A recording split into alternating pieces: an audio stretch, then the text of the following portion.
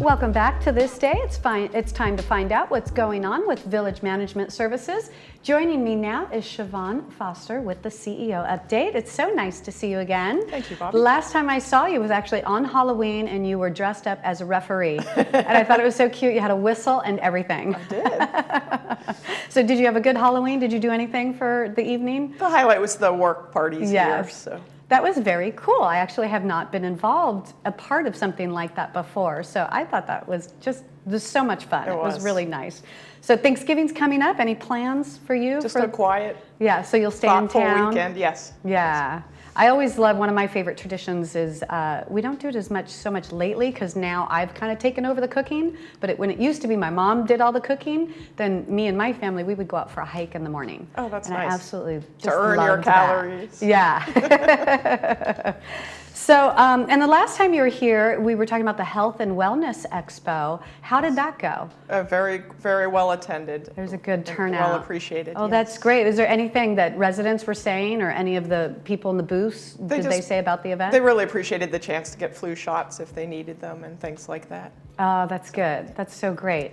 So for getting into the CEO update, first off, coyotes. Yes. And it's that time of year. My understanding about coyotes is this is a time of year that the pups have grown big enough, the males are leaving, the den, and so you might see more coyotes out there this time of year. Correct. One of the hot topics, and that's what I'm touching on today, is coyote activity in the village.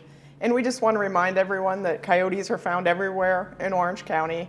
They don't require wildlife areas to survive. These animals are comfortable living in close proximity and have little fear of humans. And coyote sightings within the village are common. So what we want to do today is provide some tips and information about coyotes. So there have been reports of coyotes actually near the manors or the condos Yes. or roaming in the streets. Okay. Yes. So it's not like, oh, you see them up in the hills. They're actually coming into the Yes, neighborhoods. which is commonplace. Okay. So the Laguna Beach Police Department Animal Services Division responds to our wildlife situations here in the village, and they provide information on how to take steps to protect yourself. And these include leaving a comfortable distance between you and the coyotes. They will display defensive behaviors if threatened or cornered. They recommend increasing the distance between you and a coyote if you do encounter one that behaves aggressively. Don't feed the coyotes, and eliminate potential food and water sources, fallen fruit, standing water, and so forth that might be adjacent to your manors. I had heard a story one time of somebody who was on a trail and came across a coyote, and it was kind of like one step forward, they were doing this dance, and the person didn't know what to do, and finally they put on their phone a loud noise, and that's what finally scared the coyote off. Interesting. Yeah. So what about pets? What steps can you do to protect your fur babies? Sure. Animal Services recommends feeding your pets indoors, keeping your cats and dogs inside as much as possible.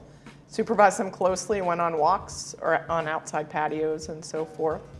Do not use retractable leashes. Have them, close by, so if you need to pull them back, you can pull them back. Considering investing in a coyote vest.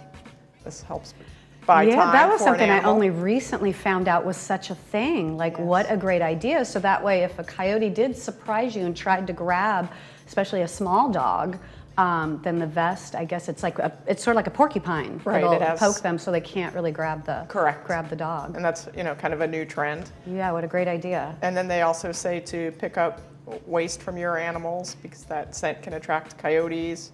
And again, do not feed animals outside. So I had no idea that our pets' waste could attract the coyotes. That's interesting, because don't coyotes leave theirs to let others know to stay away, Yes, right? yes, that's my understanding. Yeah, interesting.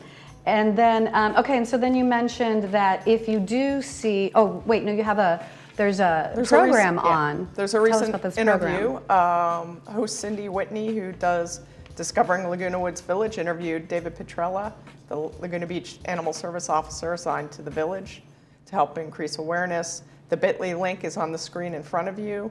And again, he talks about coyotes in and around the village, tips for walking with and without a dog, an insight into coyote behavior, many of the things that I'm sure you just touched on. Yeah, I'm sure way more information than I know about. So that's a great video to watch to learn about it. One thing you mentioned real quick, you said about watching your pets out on the patio.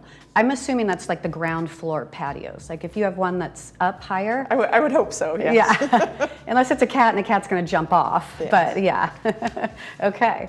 So, and then just more info and resources if people need, or if you come across a coyote. Yes, so you can call Animal Services, and that phone number is on the next slide, which is 949-497-0701, or you can email them at coyotes@lagunabeachcity.net. And they have a great, robust website with coyote tips and information. tactics. So anytime you see a coyote, you should report it, or if you think it's posing a danger. Many coyotes travel the golf course at nighttime, and I don't think there's much you can do about them. Right. If you see one that perhaps is a okay, threat, that's when you should report it. Yes. Okay, and then moving to governance, you're going to show us how to use the village website to find important meetings. I am, and so with the annual elections just about completed, GRF concludes theirs tomorrow. We just wanted to remind residents how they can participate in the governance process. So the first is meeting calendars and schedules. These are on the village website. You select calendars and calendars home, and you can see the different corporations listed in the circle down in the left-hand corner. So you select the corporation that you're interested in, and that will take you to the list of meetings and the agendas and so forth. Okay, and then so you can watch live and current meetings and past board meetings. Yes. So one way to do is use our Granicus system. So that's again available on the website. You go to residents, and then you select board meeting videos. And then the next slide shows how you can watch live meetings, which are under upcoming events. And then you can watch old meetings under archived events. You just pick your corporation and the meeting that you're interested in and click on the link. sounds very simple. Great.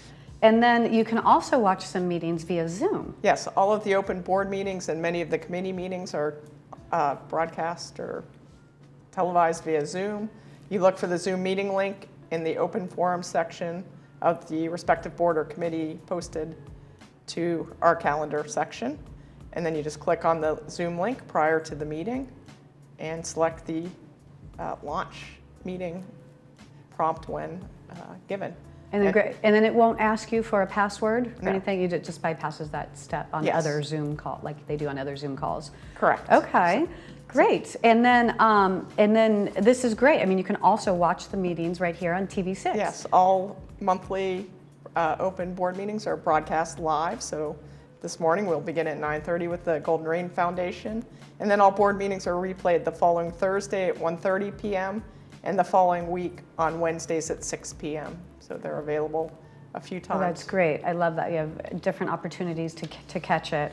Yes. And then lastly, there's also YouTube. Correct. You can go to the Village YouTube channel and watch meetings recordings on demand. And all you do is click on the red arrow, that's the YouTube icon in the left-hand corner of our webpage.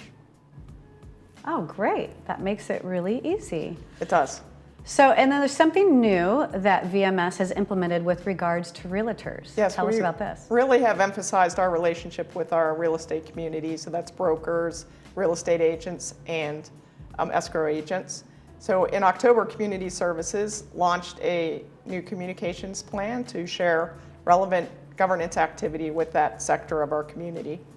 And these are monthly informational bulletins that are emailed to realtors and other key stakeholders during the first week of each month following board approval of policy updates, rule changes, and any internal policies that may impact buyers and sellers. To give you just a flavor, our November bulletin just went out, and it covers the open house gate entry policy, the third revised stepping stone policy and guidelines, third's barbecue rules, and an alteration fee schedule. United has a recognition agreement, and GRF has price increases for the EV charging stations here in the village. This is great. And this was on the last slide that you have for today. I don't know if it went up. There it goes. Yeah. And so those are all the things that were just covered for November. Yeah, so but we're just really proud of this communications tool, and we've gotten some really positive feedback from our real estate partners. yeah, that's wonderful. And then lastly, oh, I don't know, did we have this on or not? I had from yesterday Yes. regarding the Aliso Creek Trail. Yes, there should be a slide, but a portion of the Aliso Creek Trail will be closed temporarily on Wednesday, November 22nd from 7 a.m. to 5 p.m. for repaving. Trail users may access the trail via the parking areas through cul-de-sacs 12 and 60 during that time. And for additional information, you may contact our VMS project manager, Eric Sneekluth, and his telephone number is 949-597-4625. But please bear with us when we make the path a little bit better for you to use. Awesome, wonderful. Well, thank you so much for being here and updating us on all the things happening. My pleasure. Thank you for having me. Yes. Well, don't go anywhere. We have announcements and weather coming up right after this.